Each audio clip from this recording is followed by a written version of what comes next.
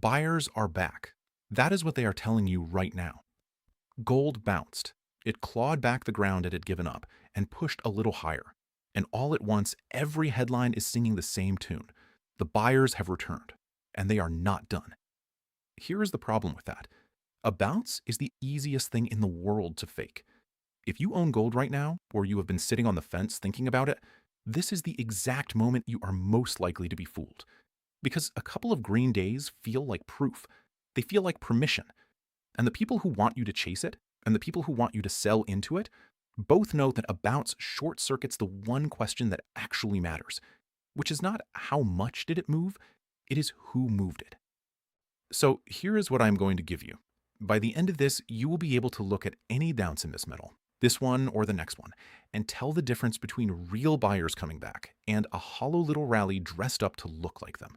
And the tell has almost nothing to do with the number on your screen. There is one buyer that decides this. Not the day traders, not the hedge funds flipping futures before lunch. One buyer, the biggest one in the entire market. And whether that buyer is in or out is the whole ballgame. I am going to save exactly who it is and why it never actually left for the last few minutes of this, because it is the part the financial channels will dance around and never say plainly to you. Stay with me and you will have it. And to understand who really moves this market, and why a government's need can quietly override everything you think you know about supply and demand, I have to take you back to a piece of American history that almost nobody remembers, and that the people managing your money would very much prefer you never think about. Go back with me to the years right after the Second World War. Picture an ordinary American saver. Call him a returning veteran, a man who did everything his country told him was right. All through the war, he had bought the bonds. War bonds. The poster on the wall, the patriotic duty, the safe and sound way to store the money he earned. He put a real chunk of everything he had into the debt of the United States government because he was told, correctly, that it was the safest paper in the world. And it was safe, in the sense that it never defaulted. He got back every dollar he was promised. Here is what he was not told. Behind the scenes, from the war years right through into the early 1950s, the Federal Reserve was not a free agent. It had made a deal. To help the Treasury finance that enormous war debt cheaply, the Fed had agreed to pin interest rates down, to cap the yield on government bonds and hold it there, buying whatever it had to buy to keep those rates from rising. For roughly a decade, the central bank was not fighting inflation. It was serving the Treasury. It had one job, and that job was to make sure the government could borrow cheap. Now, think about what that did to our saver. Prices after the war did not sit still. Inflation came in waves, and at times it ran hot, well into the double digits. But the yield on his safe government bond was pinned down by design, held below the rate at which his own cost of living was climbing. Every year he collected his little bit of interest and felt responsible. And every year, quietly, the purchasing power of that bond shrank because the state had decided that its own need to finance itself came before the value of his savings. He was not robbed in any way he could see. There was no crash, no headline. He held the safest paper on earth, and it hollowed him out from the inside for 10 years, and he never fully understood why. That arrangement has a name.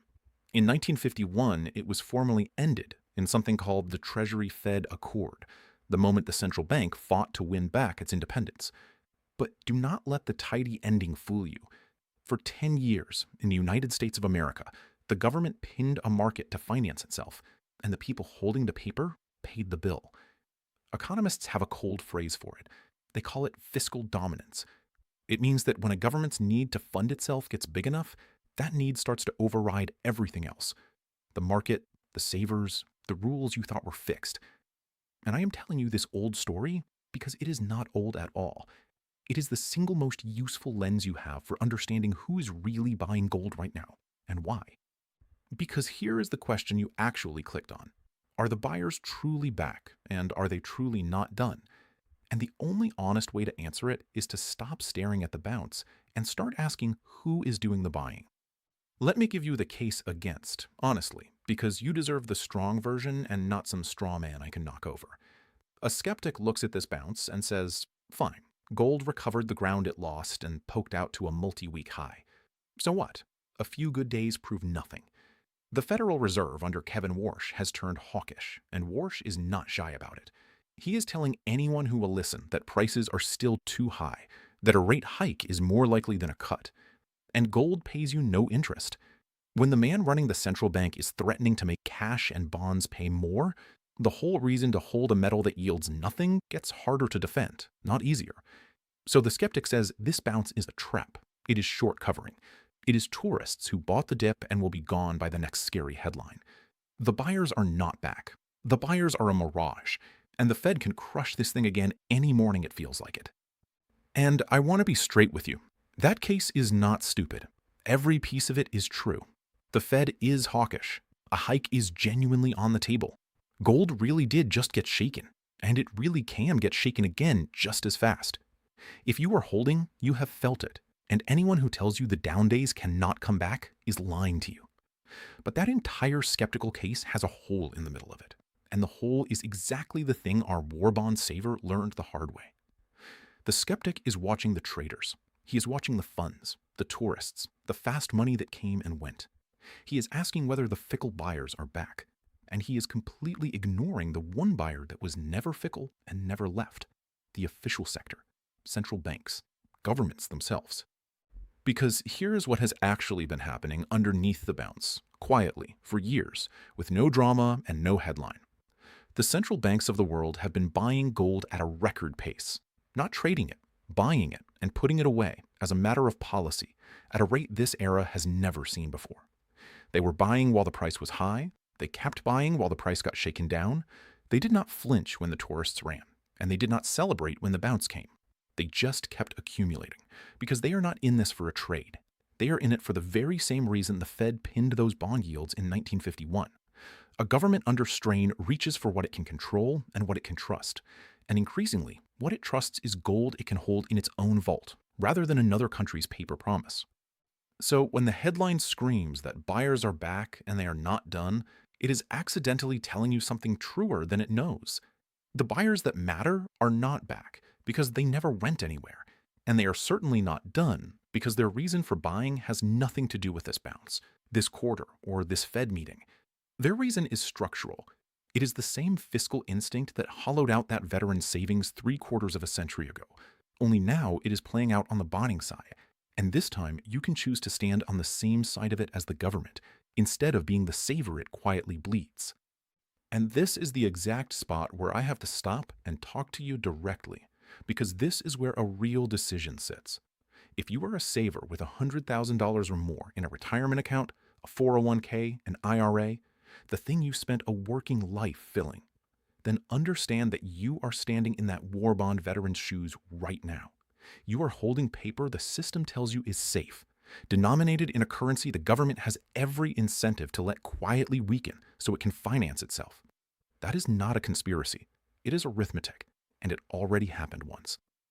I put together a free retirement protection guide that walks through, in plain English, how some retirees are moving a portion of what they have saved into physical gold and silver, held inside the tax-advantaged retirement account they already own, without triggering taxes or penalties. Real metal that they hold, not another promise on a screen. If you are watching this on your TV, just scan the QR code on your screen. If you are on your phone or your computer, go to jeffreedguide.com. And if you go through it and want to talk it over, there is a free, no-obligation, one-on-one session for folks with $100,000 or more in any retirement account. Nothing to buy, just answers. Now let me get back to it, because we know who the real buyer is, and now I have to show you why they cannot stop.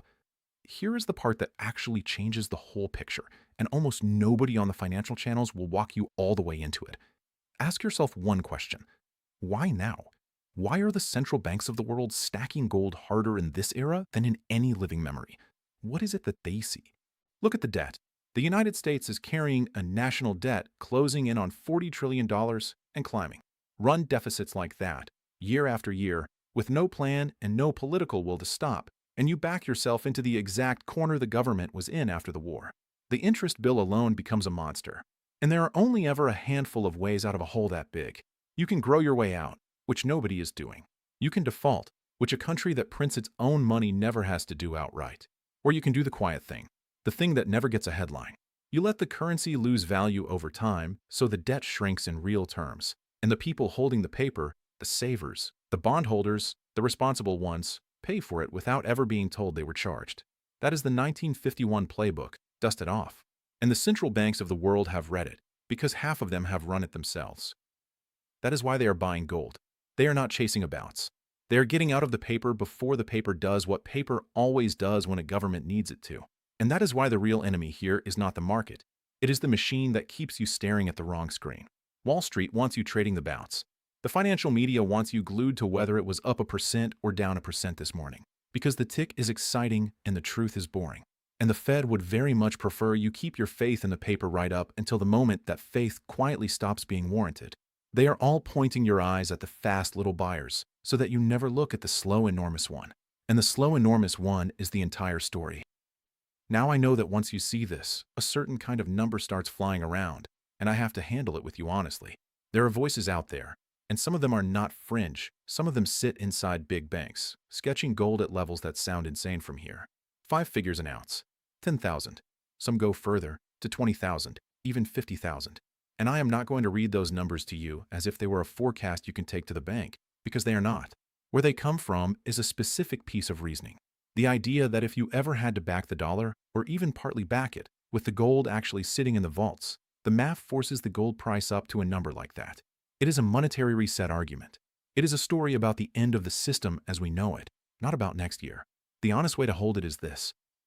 The direction those people are pointing, that a debased currency pushes hard assets higher over time, rhymes with everything the central banks are actually doing with their own money. But the precise number, and above all the date, is a fantasy nobody can hand you.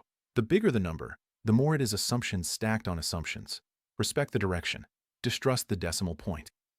So let me bring this all the way back and answer the question you came here with, cleanly. Are the buyers back, and are they not done? Yes, but not for the reason the headline gives you. And if you believe it for the headline's reason, you will get hurt. The bounce is not the proof. A bounce is never the proof. It is just weather. The proof is who is standing underneath the price when the tourists leave. And underneath this price is the largest, most patient, most motivated buyer there is, buying for a reason that does not care what the Fed does this quarter or what gold did this morning. That is what separates a smart hold from a hopeful one. The hopeful holder is watching the bounce and praying it continues. The smart holder stopped watching the bounce a long time ago and started watching the buyer. Follow the buyer, and the noise stops matching. But I owe you the hard truth too, because anyone who skips it is selling you something. I cannot promise you a price, and I cannot promise you a date, and neither can anyone else, no matter how confident they sound. Gold can be volatile, and it just proved it. It got shaken, and then it bounced, and it can turn around and get shaken again just as fast, because in the short run the price answers to the Fed and the dollar and raw sentiment, not to the central banks buying quietly in the background. The official sector accumulating is a powerful current under the surface, but a current is not a schedule. Being right about the direction and being early can feel exactly the same for a long and painful time while you are the one holding. The debt is real, the buying is real, the fiscal instinct is real, but none of that guarantees a payoff on any timeline you get to choose. This is a case for why the setup is serious, not a promise that it pays off next month. On only what you own. Size it so that another shakeout can never force you to sell at the worst possible moment. So, what does a calm person actually do with this? Not advice, just how to think about your own position. First, own the metal, not the promise. The entire lesson of the war bond saver is the difference between holding a claim the system can quietly devalue and holding a real thing that is nobody else's liability. If you take one thing from this, take that one. Second, size it so a shakeout cannot break you. If a sharp drop would force you to sell to cover a bill, then your position is too big, no matter how right the thesis is. Because being forced to sell in the valley is exactly how right people still lose. And third, do not sell into the shakeout. The shakeout is the machine that moves metal from the people who react to the people who accumulate. When the price gets flushed and the headlines turn ugly, that is the official sector's favorite moment to buy. Do not hand them yours. If you are on your TV, the QR code is on your screen one more time. If you are on your phone or your computer, go to jeffreedguide.com. And the honest reason to look now is not fake urgency. I am not going to tell you the sky falls tomorrow. It is the opposite. The time to think a decision like this through calmly is exactly when nothing feels like an emergency, which is right now, while the bounce has bought you a quiet moment to think, and not the day everyone is panicking and it is already too late to think at all. And for those of you who stayed with me all the way to the end, here is something just for you. If you have $100,000 or more in a retirement account, and you mention that you watched this full video, You can claim a free, one-on-one, no-obligation educational web conference, a real conversation about what you actually own versus what you only think you own. That is for the folks at that level who made it all the way here, and you made it here. So could this video sit under any other title? No. You came to find out whether the buyers are really back and really not done, and now you have the honest answer, and it is a better one than the headline gave you. The buyers that matter never left. They are the biggest, slowest, most determined hands in the market, and they are buying for the same reason the government pinned that veterans' bonds 3/4 of a century ago. Because a state under strain always reaches for what it can trust to finance itself. The traders will come and go with every bounce and every scare. Ignore them. Watch the one buyer that does not flinch.